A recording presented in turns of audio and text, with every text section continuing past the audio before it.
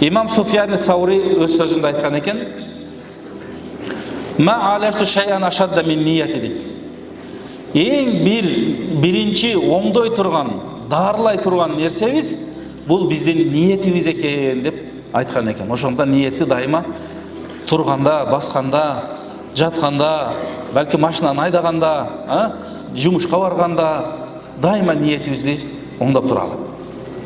Пайғамбарымыз саллаллаху алейхи вассалам ажылыққа шыққанда ушунда ниет кылды да, барды, ажылыққа жөнөдү, ихрамды кийди, ихрамды кийгенден кийин ниет кылат. Ошол ниетте пайгамбарыбыз эмне деди? Аллахумма хаджатан ла рияан фиха ва ла суматан. Аллахым, өзүң үчүн ажылыкты ниет кылып атамын, эч кандай кожо көрсүн, бирөө уксун үчүн эмес дейт. Рия үчүн эмес дейт да. Демек бул пайгамбарыбыздын бизге болгон насааты, осуяты.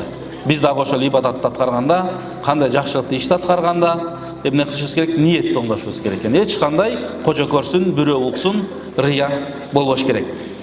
Аллах субханала ва таала Кур'ан Каримде айтат, балки ушул Кур'ан Карим менен, аяттар менен бүгүнкү баяныбызды аяктайбыз. Алла таала айтат: "Кул инна салати ва нусуки ва махяя ва мамати лиллахи раббил аламин, ла шарика лах, ва бизалика умирту, ва ана аввалул муслимин."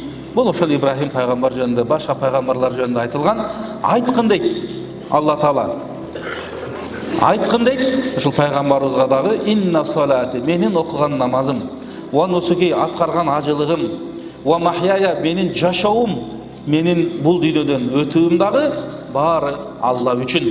Ла шарика лах, эч кандай Аллага шерик кошпойбуз. Мына ушуну менен биз мусулманбыз" деген аят экен. Демек бардык ибадатыбыз Алла үчүн болуш керек.